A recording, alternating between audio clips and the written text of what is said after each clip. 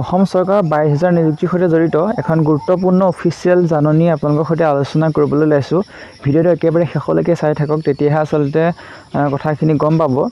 আৰু মই নিজেই চাইছোঁ যে এখন দুখন নহয় 5খন মিটিঙত মুখ্যমন্ত্ৰী মহোদয়ে ৰাজহুৱাভাৱে ঘোষণা কৰিছিলে যে জুলাই মাহতে 22,000 নিযুক্তিৰ বিজ্ঞাপন প্ৰকাশ পাব। আৰু তাৰ আচলতে প্ৰমাণস্বৰূপে 13 জুলাই 2023 তাৰিখে এখন অফিচিয়েল জাননী প্ৰকাশ কৰিছে অসমৰ আচলতে নিযুক্তি বিভাগৰ যিটো বৰ্ড হয় সেই বৰ্ডে আচলতে প্ৰকাশ কৰিছে। আৰু একেবাৰে শেষলৈকে চাই থাকক ভিডিঅ'টো, তেতিয়াহে আচলতে গোটেই কথাখিনি গম পাব। আৰু প্ৰথমবাৰ কাৰণে ভিজিট কৰিছে যদি আমাৰ চেনেলটি প্লিজ ছাবস্ক্ৰাইব কৰিবলৈ একেবাৰে নাপাহৰিব পৰৱৰ্তী খবৰ জানিবৰ কাৰণে। এই যিখন লেটাৰ, সেই লেটাৰখন কালৈ আচলতে কোন বিভাগলৈ ফৰৱাৰ্ড কৰিছে সেইটো আপোনালোকে প্ৰথমতে জানি লওক। প্ৰথমতে দিছে যে the senior most secretary to the government of Assam all administrative department only senior most secretary, অৰ্থাৎ একেবাৰে যিবোৰ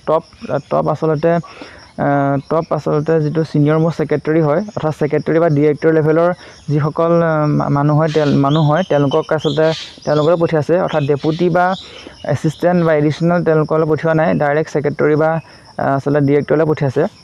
2 নম্বৰত আছে the head of departments MD of all corporation and EU, the chairman the state level recruitment commission for grade 3, the chairman the state level recruitment commission for grade 4, আৰু 6 নম্বৰত আছে the chairman of the state level police recruitment board, আৰু 7 নম্বৰত আছে the chairman of SEBA, আৰু 8 নম্বৰত আছে the managing director AMTRON Bamuni Moidam.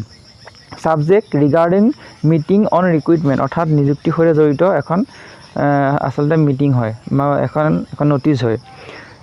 With reference to the subject cited above, I am directed to inform that a meeting has been convened on 18 July 2023 at 11 AM in the ground floor conference hall of CM block on recruitment to be addressed by the Honorable Chief Minister of Assam. You are requested to make it convenient to attend the meeting along with the information regarding breakup of requesting for the vacancies to be filled up in respect of your department and the PSUs under your administrative control. Only the senior most secretary of the department, head of department and MD CEO of the PSU may kindly attend.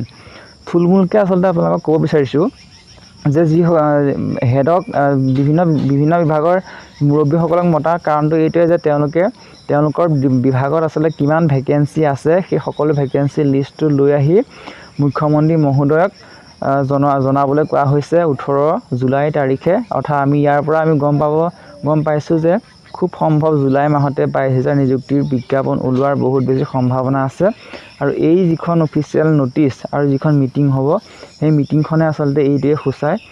বহুতে আচলতে মোক সুধি আছিলে কেতিয়া ওলাব কি কথা, কিন্তু যি 13 তাৰিখে যিখন আচলতে অফিচিয়েল জাননী বা ভেকেঞ্চি ব্ৰেকআপৰ বিচাৰি যিখন মুখ্যমন্ত্ৰী মহোদয়ে আচলতে মিটিং আহ্বান কৰিছে, সকলো বিভাগৰ মুৰব্বীৰ সৈতে এখন মিটিং যিখন আয়োজন কৰিব, আৰু সেই তাৰ পৰা আচলতে মুখ্যমন্ত্ৰী মহোদয়ে সকলোখিনি ডাটা লৈ খুব সম্ভৱ এই মাহতে বা আগষ্টৰ ফাৰ্ষ্ট উইকত সকলো বিভাগৰ আচলতে যিটো বিজ্ঞাপন প্ৰকাশ কৰাৰ বহুত বেছি সম্ভাৱনা আছে।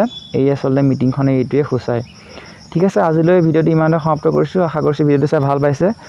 লাইক কৰিব, কমেণ্ট কৰিব আৰু ছাবস্ক্ৰাইব কৰিবলৈ একেবাৰে নাপাহৰিব পৰৱৰ্তী আচলতে ভেকেঞ্চি বা বিজ্ঞাপন দিয়াৰ লগে লগে এই চেনেলৰ দ্বাৰা জানিবৰ কাৰণে। ধন্যবাদ।